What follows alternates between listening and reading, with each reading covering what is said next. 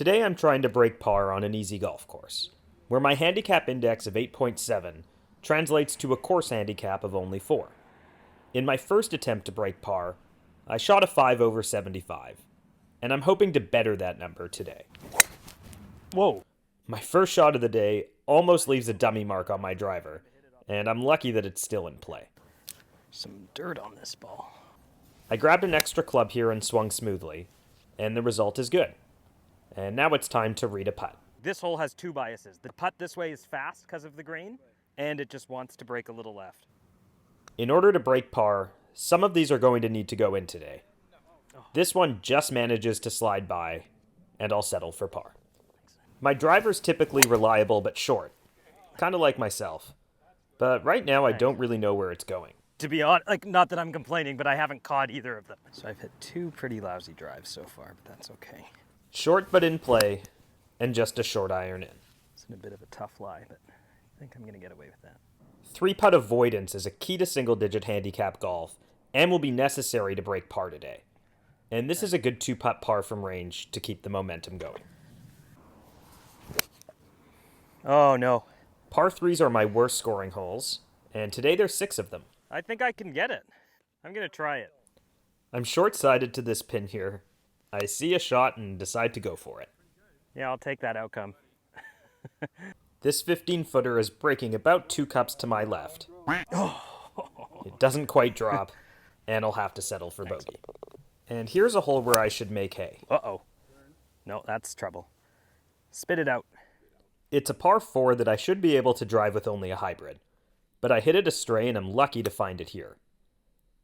But I manage a pretty decent out. That's a good one. And somehow, someway, I'm actually putting for birdie here. Oh. I get aggressive with it and hit it a bit past before cleaning this one up. Sure feels like a bogey, but it's a par. And the palm tree is basically in line with the flag. O'Donnell was the Coachella Valley's first golf course, and might be the only one with a blind tee shot on a par 3. It's part of its charm, along with the bighorn sheep that love to roam around this hole. I think this is just outside the right edge. Back to the golf, and a birdie chance. Oh, it never turned. These haven't been going in today, and I try to always evaluate, am I reading putts well and am I starting them online? And so far I'm hitting them online, but just misreading them. And keep that in mind for the next hole. Everything went right on this hole. Thanks. Including my first good drive of the day that cuts the corner and allows me to go for it. Yeah, that's on a good line. And this is an interesting one. There's 3 palm trees guarding the direct line to the green, but my 3 hybrid is a club that I draw, and I see a gap. Oh man. Oh yeah. Under, yeah. That's gonna be good. Yeah, hopefully it gets there. Oh, it did get there. That's a bingo. I'm going to spend the amount of time I should spend on every putt that I haven't been. I mentioned that I'm doing a good job starting the ball online today, but I haven't been doing enough of this. I think it's about a cup out. Yeah. Commit to that. Okay, we're committed. 1 cup. I'm committed to a line, and for the first time today, I actually think it's the right one. That brings us to under par through 6, and now a tough par 3. I let up on it. It might be short. Yeah. I'm going to miss most greens from 200 yards, and now I have to lean on my short game. Thanks. This time I get away with it, and that's a great 3. This looks like the most wide open tee shot you'll ever see, but it's not. Right where our landing zone is, you can see the white stakes coming up. The right there. It's really easy to just barely leak it right and hit it OB. So you really want to hit a draw. Why my abundance of caution here? Yeah, that's good.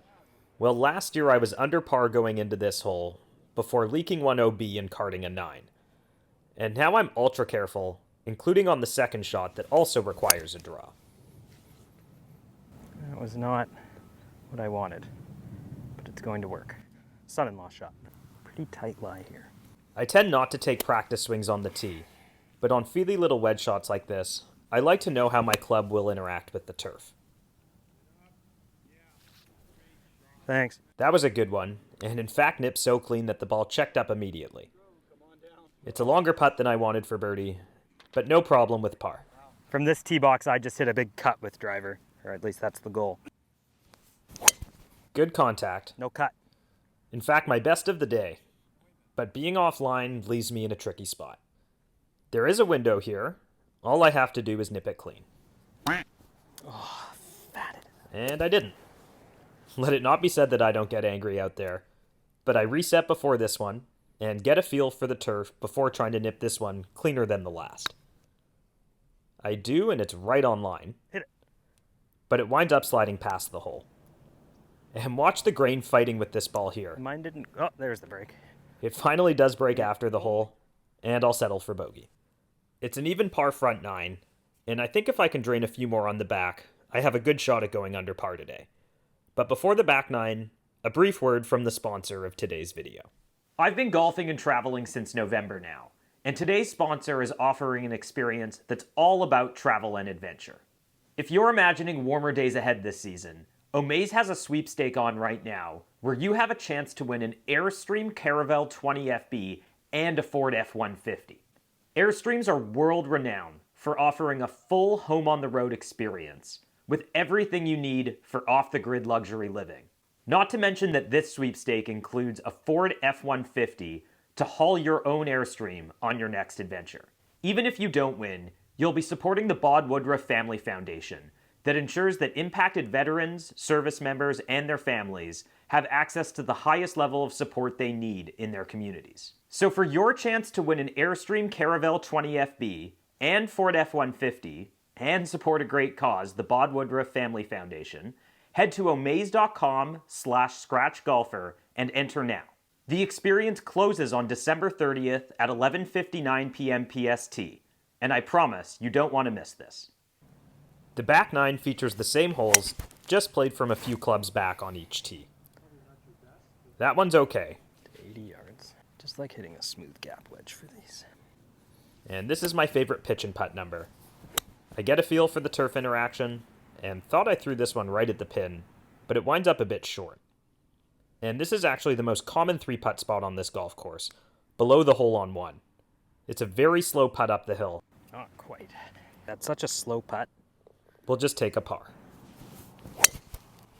Thankfully, this one's in play, but my driver swing is still a bit of a mess. I gotta be honest, I missed that one too. So suddenly the sun went down and now it's cold. It's into, and I'm hitting a 6-iron from only 147. Because I think that's the right club right now.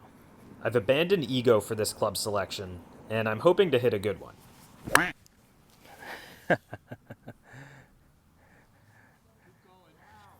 It's gonna go through the back. Talk about getting away with one. Thank you, golf gods. I have a putt here. Went that way. I cozy it up close, and I'm thrilled with a 4 here. We thought Steve hit a gem here. That's short too. Maybe we're into it. No, I think it's because it's colder. Yeah.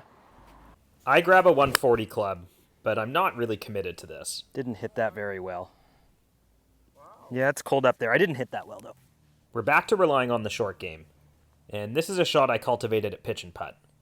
I'm very comfortable with it. I was born a scrambling man. Get in the hole. Get in the hole. It doesn't quite go in, and I'll take a par. And how's this for a desert sunset view? I absolutely love visiting the desert, especially when there's snow on the ground in Canada. And I try to take a smooth driver's swing here. That was not hit well. And where's it going to wind up? Ooh, interesting bounce. Still into the bunker. I'll often take a couple of wedges to shots like this. I like to place them behind the ball and see which feels better. I don't know if this is a good break or a bad break being here. Well, the next one's definitely a good break. When the golf gods smile on you.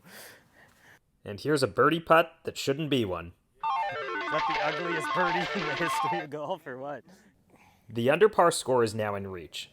I just need to make sure I don't hit my characteristic miss on this hole, which is way left. Uh-oh. That's my worst shot of the day by leaps and bounds. This is becoming a very familiar spot. I just want to get a feel for the turf here, and try to nudge one up around the green. I take a look, and I do this. Yikes. Now there are huge numbers in play, and I'm not thinking about getting one close to the pin, but rather just making sure I don't repeat the previous mistake. Indeed, it's up there now, with a long, long look at bogey. It's the right weight, but just a bit offline. That brings me from under par to over par. That's a bit frustrating, but there is a par 5 ahead. A low screamer. It's 220. Need to fade a 5-wood around the tree. Hit a fade, hit a fade, hit a fade. I'm trying to get one around the leftmost palm tree here. It's a bit ambitious, and that's the best I can do. It actually goes over the left palm tree and at the green. Oh, bad kick. But winds up just a bit short. Nonetheless, I have a look at getting up and down for birdie here. Thanks. I nudge it close, and I do it. Back to the 200-yard par 3, where I draw one right at the pin. Right through, isn't it? Right through the green. I always forget if this putt's fast, slow. You can hear my indecision here, and for whatever reason, I just didn't take my time on it. I leave it quite a bit short, and I'm not particularly committed to this one either. No. Pushed it. And of all the ways to make a bogey here, that's a pretty bad one. Whoops. Whoops. Speaking of bad ones, there's a worm burner. This isn't good. No, the tree is the problem, not the stake. We could move the tree. There's no way I'm getting a 5-wood on this, and I switch to a 5-iron, and I have to try to hit a low punch draw. Great shot. Yeah. That's an amazing shot. Thanks. I get it done, but there's still work to do. That was as well as I was ever going to do from there. Okay, this is live by the sword, die by the sword. But I do have a draw with this from 185. I should have this shot in theory. I'm trying to replicate the shot I hit on the front 9. Never turned. But I get the dreaded straight ball. And we're right back to the scrambling. This one's hit well. I actually thought it had a chance to go in, but it winds up here. Little pop stroke. Thanks, that was a hard-working par. Now I'll need a hole-out eagle to go under par today. But oddly enough, the first golf tournament I ever played was an alternate shot format tournament with my dad here. And I holed out from almost exactly here on our first hole of the tournament for a 2-net 0. So I've been here before. But I'll have to do better than that. That one's hit fat and will come up short. So this moves quite a bit left? This is to tie my personal best on this course with an even par score, but no. All right, we're getting closer by the day. So what's this, one over? Yeah. We are indeed getting closer. Thanks. Unfortunately, the double bogey snag on 14 today probably cost us our chance of doing it. But I have time to play O'Donnell a few more times while I'm in town. So let me know if you'd like to see more of the quest to break par at O'Donnell.